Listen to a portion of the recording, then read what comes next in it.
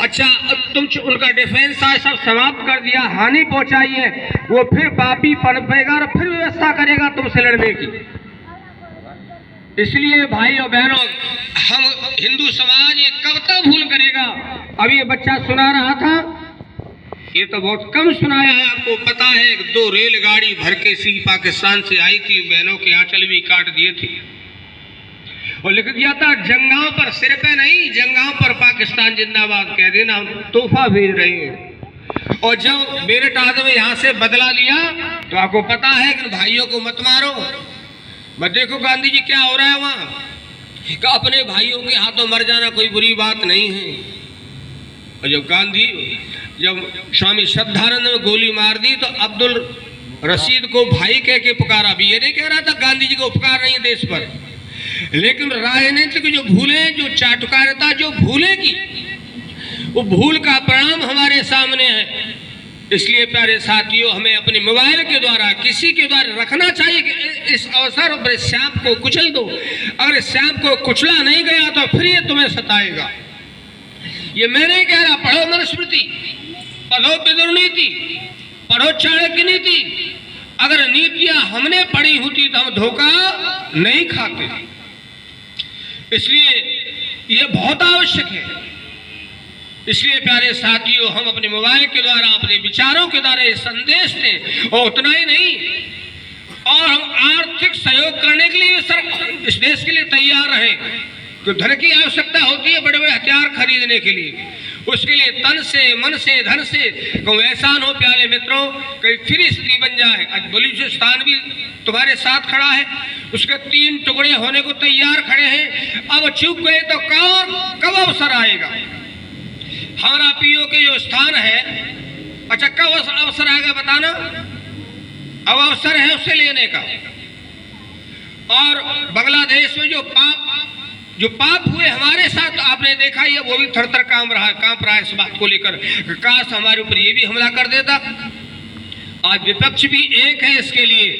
इस अवसर को जरूर हमारी सरकारों को जरूर इस विषय पर चिंतन, और हमारा आपका ही बल है। इसलिए प्यारे साथियों, बहुत बड़ी भूल है हम लोगों की फिर ऐसी चूक हो जाए हमारी सरकार से। दूसरी बात यह है कि अभी जो बात हो रही थी मूर्ति पूजा आदि पर, प्यारे साथियों, बहुत सारे ऐसे बिंदु हैं तो हमसे सहमत नहीं है, बहुत सारे ऐसे विषय हैं उनसे सहमत नहीं है। तो आप बताओ, जब देश नहीं रहेगा, हमारा राष्ट्र ही रहेगा, तो चर्चा किससे करेंगे।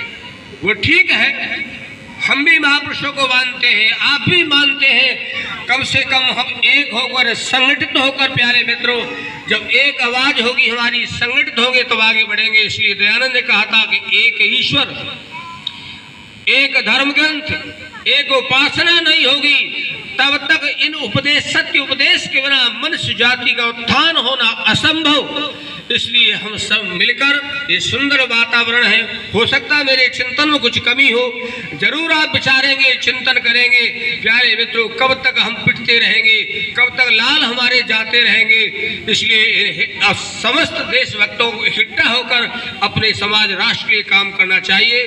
प्यारे मित्रों, भारत सरकार ने भी ये स्वीकार किया, ये हल्की बात नहीं कह रहे थे हमारे मन से, भारत सरकार ने स्वीकार किया है जितने क्रांतिकारी थे, प्रत्यक्ष अप्रत्यक्ष, उनको देशभक्ति, राष्ट्रभक्ति, जितनी क्रांतियां हुई देश में, सामाजिक क्रांति, चाहे अर्थ की क्रांति, खेती की क्रांति, राष्ट्र को बचाने की क्रांति, बलिदान की क्रांति, उन क्रांतियों का कोई अग्रदूत था और है, वो सरकार ने स्वीकार किया। वो कौन थे प्रणशोध? महर्षि दयानंद। ये वर्तमान प्राचीन लोगों ने भी स्वीकार किया। उतने भर भी और क्या प्रमाण दिए जा सकते हैं। यद्यपि उनकी भूमि, पृष्ठभूमि आरएसएस की है, लेकिन पता है कि यहाँ सजगार समाजी बैठे बाल की खाल खींच लेंगे। कुछ लोग भूलों से कह जाते हैं कि हमारे विवेकानंद ने ये किया, फलाने ने ये किया, गुरुकुल खोले। ये मैंने संघ के लोगों कहते देखा झूठ बोलते हुए, लेकिन वो जितनी सच्चाई कही, गृह मंत्री ने सच्चाई कही, जितने क्रांतिकारी उनके प्रणशोध, मुझे कहने में संकोच नहीं है। महर्षि दयानंद सत्या प्रकाशी था, जिसके द्वारा हर प्रकार की आजादी मिली। आज बड़े आवश्यकता है, जब लोगों ने आर्य समाज का साथ दिया तो आजादी मिली, खड़े हो गए। और आज सुबह से लोग दूर चले गए, आज फिर मिटने का समय आ गया है। ए प्यारे मित्रों, फिर न ऐसी अवस्था आ जा। आओ हम सब मिलकर अपनी माता की रक्षा करें। आप सबका बहुत बहुत धन्यवाद। ओम सब